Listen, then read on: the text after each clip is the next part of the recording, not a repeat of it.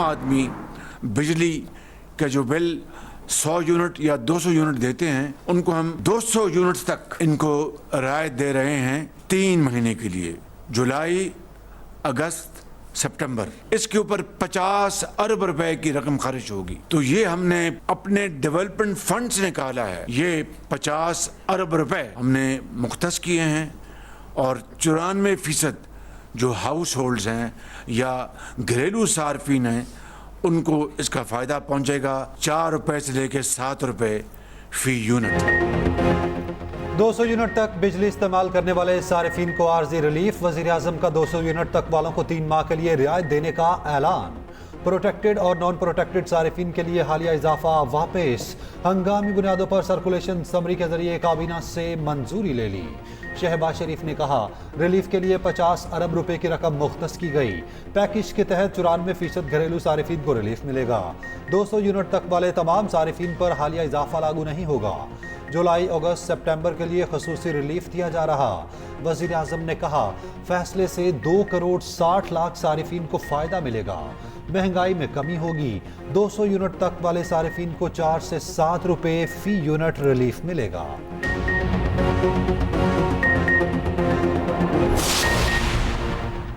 Protected सार्फिन के लिए बवाल बनने वाला प्रोरेटा सिस्टम खत्म करने का फैसला। बिजली की बिलिंग पुराने तरीक़ेकार से ही होगी। उधर FIA ने तहकीकात का दायरा बढ़ा दिया। Power planning and monitoring company के कंसल्टेंट साकिब जमाल को आज तलबी का नोटिस जारी।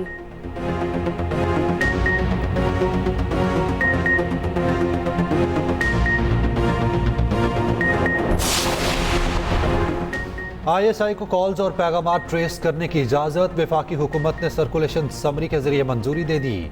समरी के मुताबिक कौमी सलामती के मफाद में किसी जुर्म के खदशे के पेश नज़र फैसला किया गया। एजेंसी के नामजद किए गए अफसर को कॉल में मुदाखलत या ट्रेस करने का इख्तियार होगा। इस काम के लिए ग्रेड 18 से कम अफसर को तैनात नहीं किया जाएगा। इख्तियार टेलीकम्युनिकेशन एक्ट 1996 के सेक्शन 54 के तहत दिया गया। गजट नोटिफिकेशन जारी। PTA ने हुक्मनामे पर अमल दरामद शुरू कर दिया। तमाम मोबाइल कंपनीज को नोटिफिकेशन की कॉपी जारी।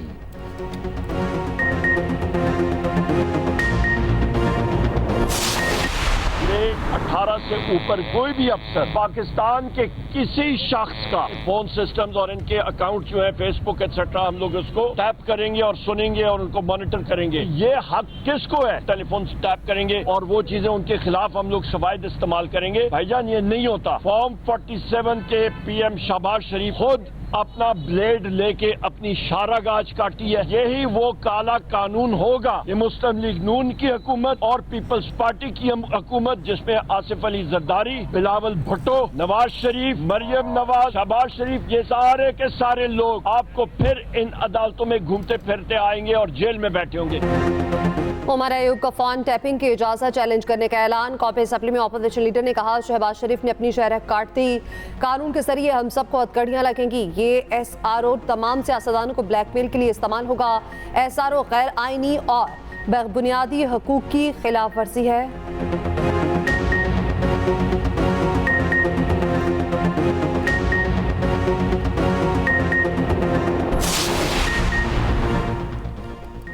कॉल ट्रेसिंग और जियो फेंसिंग से कई केसेस को हल किया गया। लोगों की प्राइवेसी का ख्याल रखा जाएगा।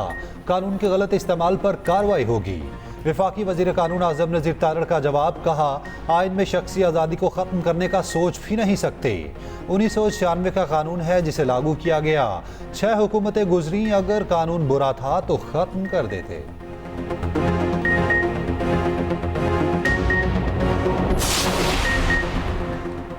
मानसून की पहली मामूली बारिश कराची को ले डूबी। नाले ओवरफ्लो, सड़कें भर गईं। ट्रैफिक जैम, निज़ाम दरहम बरहम। शादमान नाला ओवरफ्लो, सड़क दरिया का मंजर पेश करने लगी। चौथा B कॉलोनी सखी हसन कब्रिस्तान के करीब भी नाला ओवरफ्लो हो गया। हसन स्क्वायर फ्लाईओवर के नीचे पानी जमा होने से गाड़ियों की लंबी लाइनें लग गई। शहर के मुख्तलिफ इलाकों में बदतरीन ट्रैफिक जैम। सुरजानी टाउन में दुकान गिर गई। एक शख्स जान बहक। गुलशन मेमार में साइन बोर्ड गिरने से एक शख्स जख्मी। गुलशन इकबाल में गाड़ी पर दरख्त गिर गया, एक गाड़ी की विंडस्क्रीन टूट गई। मेयर कराची बुरसा वहाब का शहर का दौरा, नागासियाब का जायजा लिया। हैदराबाद समेत सिंध के मुख्तलिफ शहरों में भी बारिश। मीरपुर, साकरो, बोहारो, गाढ़ो, मिट्टी और दीगर इलाकों में जल थल एक। मिट्टी में आसमानी बिजली गिरने से मां और बच्चा जान से गए।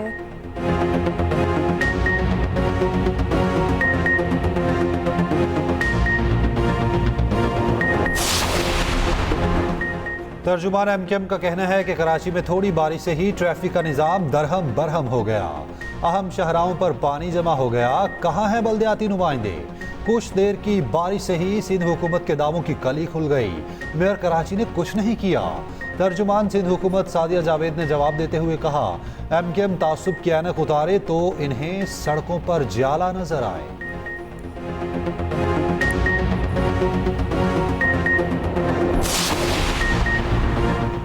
धावेजी पंपिंग स्टेशन पर पाइपलाइन फटने से कराची को पानी की सप्लाई मुतासिर। 72 इंच कोथल की पाइपलाइन बिजली के ब्रेकडाउन के बाइस फटी। वाटर बोर्ड इंतजामिया के मुताबिक पाइपलाइन की मुरम्मत में 24 घंटे दरकार होंगे।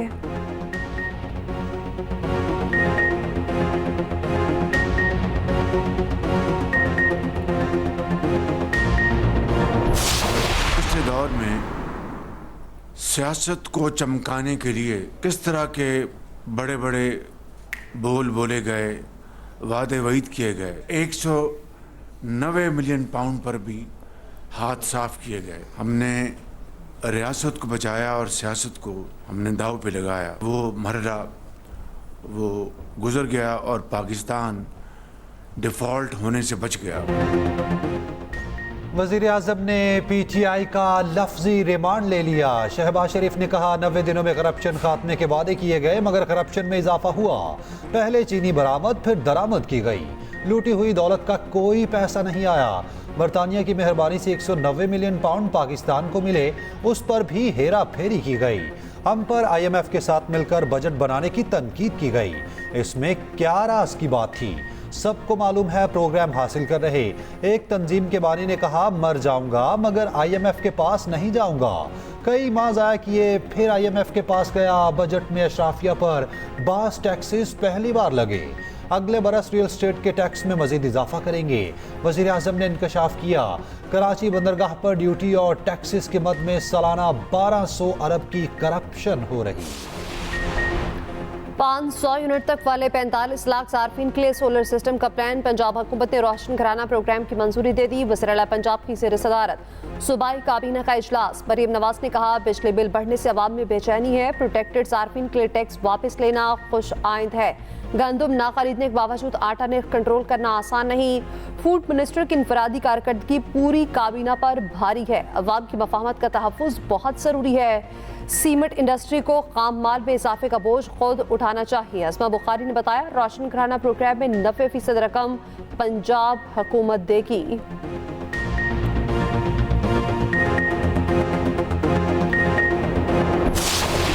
दोस्तों को एग्रीकल्चर सोच समझ नहीं आती। अब वो और भी इनकम टैक्स लगाने जा रहे हैं। इनकम टैक्स तो ज़्यादातर लगेगा बड़े ज़मींदारों पे, छोटे पे नहीं लगेगा, मगर फिर भी वो लगाने जा रहे हैं और लगाना पड़ेगा। IMF का जिसे कहते हैं ना एक शर्त है वो। तो we are fine, we are ready with the conditions of going into it, मगर obviously we will look at it and it वो प्रोविंशियल गवर्नमेंट्स के हैंड में होगा।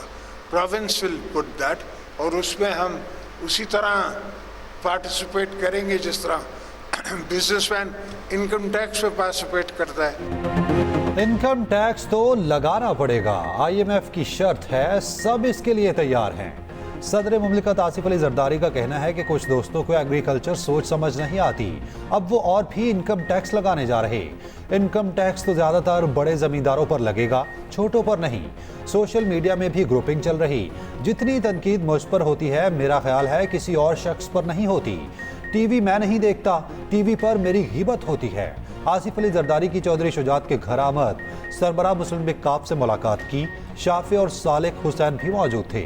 मुल्क की मौजूदा सियासी सूरत हाल पर बातचीत, बजट और ऑपरेशन के हवाले से तबादला ख्याल। वफाकी वजीर दाखिला मोहसिन नकवी भी मुलाकात के लिए चौधरी शुजात के घर पहुंचे।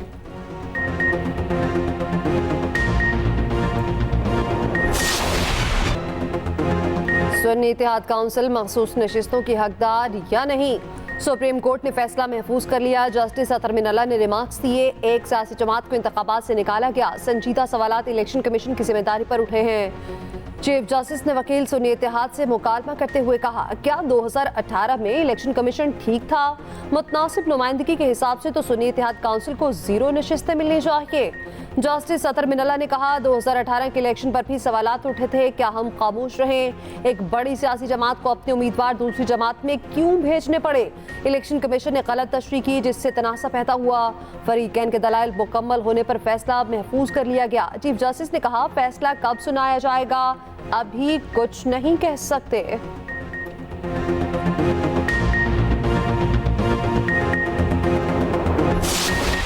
आज बड़ी खुशी होती कि अगर आज शार्ट ऑर्डर आ जाता, लेकिन जज साहिबान की सवाबदीद है, हमें फिर भी उम्मीद है इंशाल्लाह 2-3 दिन में ये जजमेंट आएगी और यही कानून के मुताबिक इंशाल्लाह ताला ये सीटें हमें मिलेंगी। मखसूस नशिस्तें हमारा हक था, उम्मीद है सीटें हमें मिलेंगी। चेयरमैन पीटीआई बैरिस्टर गौहर का कहना है कि मखसूस नशिस्तों की वजह से केपी में सेनेट इलेक्शन नहीं हो सके। आज कहा जाता है सुन्नी इत्तेहाद काउंसिल ने नशिस्त जीती है या नहीं। सुप्रीम कोर्ट से इंसाफ की उम्मीद है। वकील सलमान अकरम राजा ने कहा, हम आवाम का मुकदमा लेकर आए थे, अदालत से आवाम का हक मांगा है।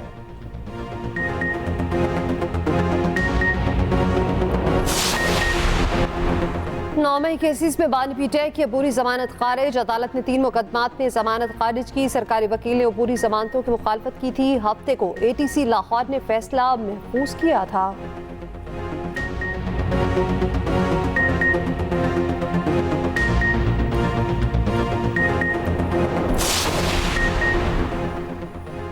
खबर मानिका का कहना है कि बानी पीटीआई और बुशरा बीबी निकाह केस के मुजरिम हैं। निकाह का झूठ छुपाकर मगरबी ममालिक की मिसाल देते हैं। बानी पीटीआई ने 7 जनवरी को निकाह की तरदीद की, 18 फरवरी को दूसरी बार निकाह किया। किसी ने उनसे नहीं पूछा दोबारा निकाह क्यों किया। उधर इद्दत निकाह केस में अपील का फैसला 1 माह में करने का हुक्म बरकरार। इस्लामाबाद हाई कोर्ट ने खबर मानिका की नजरसानी दरख्वास्त खारिज कर दी।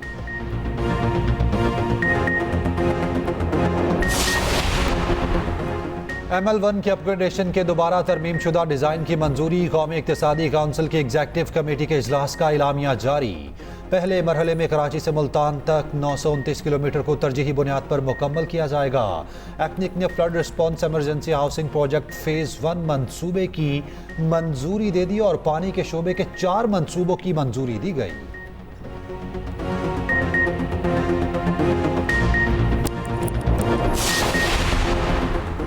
जमात इस्लामी ने भी फ़ोन टैपिंग की मुखालफत कर दी। अमीर जमात इस्लामी हाफिज नईम रहमान कहते हैं, फ़ोन टैपिंग करना बुनियादी हकूक में मुदाखलत है। किसी की प्राइवेसी में मुदाखलत की इजाज़त कहाँ का इंसाफ है।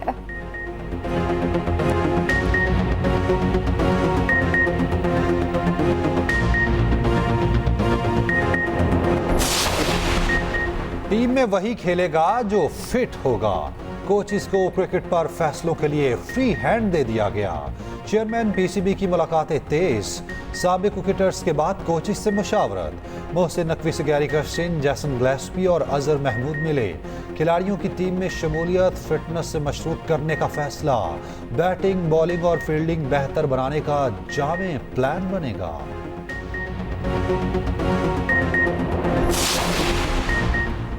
डीसी ने जलसे की इजाजत दी। कमिश्नर ने पाबंदी लगा दी। कानून की पासदारी कर रखे हैं, हमें मजबूर ना किया जाए।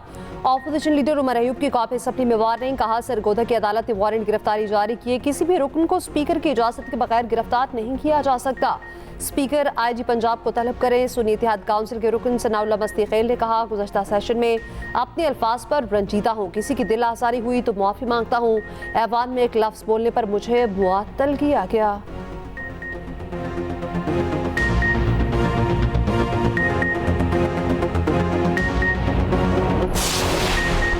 कोहपेमा समीना बेग स्कर्दू से पिंडी मुंतकिल। खसूसी तैयारे के जरिए CMS रावलपिंडी मुंतकिल किया गया।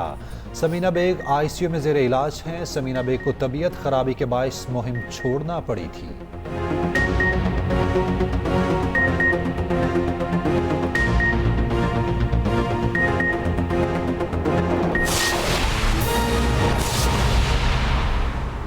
वहाब रियाज और अब्दुल रज़ाक को क्रिकेट सिलेक्शन कमेटी से फारिग कर दिया गया।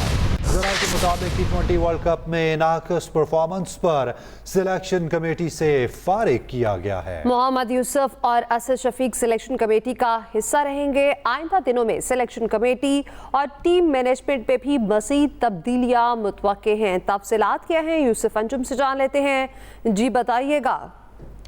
जी एमन, अमेरिका और वेस्ट इंडीज में होने वाले T20 वर्ल्ड कप में कौमी टीम के नाक़िस परफॉर्मेंस के बाद चेयरमैन पीसीबी ने जिस सर्जरी का वादा किया था उसका आगाज कर दिया गया और पहले मरले में कौमी सिलेक्शन कमेटी के मेंबरान वहाब रियाज और अब्दुल रज़ाक को फारिग कर दिया गया है। ज़राए के मुताबिक दोनों को मेगा इवेंट के लिए कौमी टीम की गलत सिलेक्शन करने पर हटाया गया है और इसके बारे में बात गुज़श्ता रोज जो साबिक़ टेस्ट क्रिकेट के साथ मुलाकात हुई चेयरमैन पीसीबी में उन्होंने तनकीद किया था इजहार कि जो सिलेक्शन का मेयार था और सिलेक्शन की जो कम्बिनेशन था कौमी टीम का वो दुरुस्त नहीं था, जिसकी वजह से आज चेयरमैन पीसीबी मोहसिन नकवी ने वहाब रियाज और अब्दुल रज़ाक को इस ओहदे से फारिग करने की बाज़ाब्ता तौर पर मंजूरी भी दे दी है। और इस बात के भी इम्कानात हैं कि वहाब रियाज जो कि सीनियर मैनेजर थे कौमी टीम के साथ इंग्लैंड में और अमेरिका में होने वाले T20 वर्ल्ड कप में, उनकी ये पोस्ट भी खतरे में। एक वक्त था कि वहाब रियाज चेयरमैन पीसीबी के बहुत करीब थे, लेकिन वो तकरीबन 1 माह से उनके दरमियान दूरियां हैं और इसी दूरियों की वजह से अब वो कौमी टीम के साथ भी वो वाबस्ता नहीं रहेंगे। जी यूसुफ अंजुम अपडेट कर रहे थे, शुक्रिया आपका।